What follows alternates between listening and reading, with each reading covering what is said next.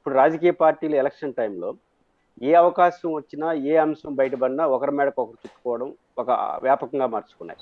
దాని యొక్క దుష్ఫలితం ఈరోజు విశాఖకు సంబంధించిన మనం చూస్తున్నాం.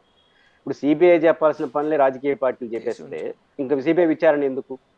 కాబట్టి సిబిఐ ప్రస్తుతానికి వాళ్ళ హ్యాండ్ ఓవర్లో నడుస్తుంది. ఒకరోజు అటో ఇటో వాస్తవాలు తెలుస్తాయి. ఎలక్షన్ కూడా ఇంకా 40 రోజులు ఉన్నాయి.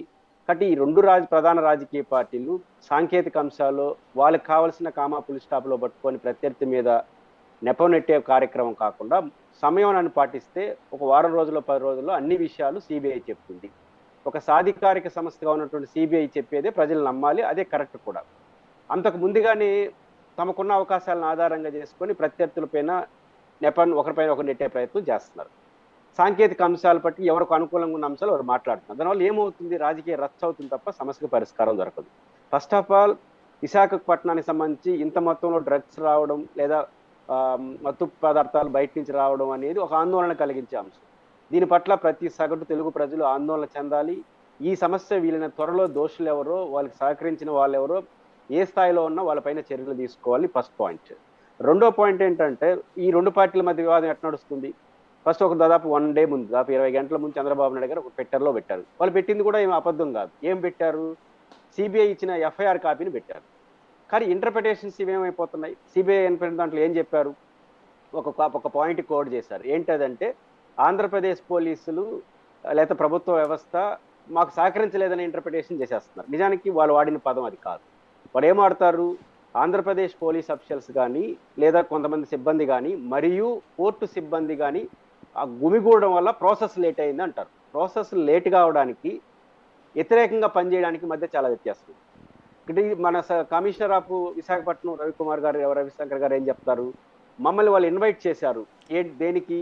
వాళ్ళ డాగ్స్కి సంబంధించి కానీ ఇన్వైట్ చేశారు, మేము వెళ్ళాము. అయితే వాళ్ళ ఎంక్వైరీకి మా ఏదైతే డాగ్స్ ఉన్నాయో ఇది సరిపోదు, ఎందుకంటే ఫోరెన్సిక్ ల్యాబ్లు పంపాలి, మేము కోఆర్డినేషన్లో ఉన్నాం, ఇది కమ్యూనికేషన్ గ్యాప్ ఏం కాదు, ఇది పర్ఫెక్ట్గా వాళ్ళు మాకు థ్యాంక్స్ గారు చెప్పారని ఆయన అంటాడు. ఆయన ఒక పోలీస్ ఆఫీసర్. కాబట్టి ఈ వాళ్ళ మధ్య లేని సమస్యని చిన్న చిన్న కారణాలు తీసుకొని వీళ్ళు మాట్లాడతారు. దీని కౌంటర్గా ఇప్పుడు సజ్జల రామకృష్ణారెడ్డి గారు అని చెప్పి మా నెత్తిన రాళ్ళేస్తారా అని చెప్పి ఏం చేశారు? వారు ఏదైతే కంపెనీ మీద కేసు రిజిస్టర్ చేశారో ఆ కంపెనీలో ఉన్న కొంతమంది పేర్లు చెప్పి వాళ్ళకున్న అనుబంధాలు ఆధారంగా చేసుకుని దానిపైన విచారణ జరపని వారు అంటారు. ఎత్తులు పై ఎత్తులే తప్ప ఇందులో ఏముంది? కాబట్టి సిబిఐ విచారణ చేయనివ్వండి, వాస్తవాలు బయటకు వస్తాయి. అంతవరకు రెండు పార్టీలు సమయాన్ని పాటించకపోతే గందరగోళం సాధించి ఖచ్చితంగా ప్రజల్లో ఒక అపనమ్మకం ఏర్పడుతుంది వ్యవస్థల పట్ల. ఇప్పుడు ఏమవుతుంది? ఈరోజు రవిశంకర్ గారు ఆంధ్రప్రదేశ్ పోలీస్ ఆఫీసర్ కాబట్టి జగన్మోహన్ రెడ్డి గారు చెప్పండి వీళ్ళు అంటారు. సిబిఐ ఈ రోజు కేంద్ర ప్రభుత్వంలో ఉంది కాబట్టి బీజేపీ తెలుగుదేశం కలిసిపోయి వాళ్ళు అంటారు వీళ్ళంటే ఏమవుతుంది? వ్యవస్థల మీద నమ్మకం పోతుంది కదా.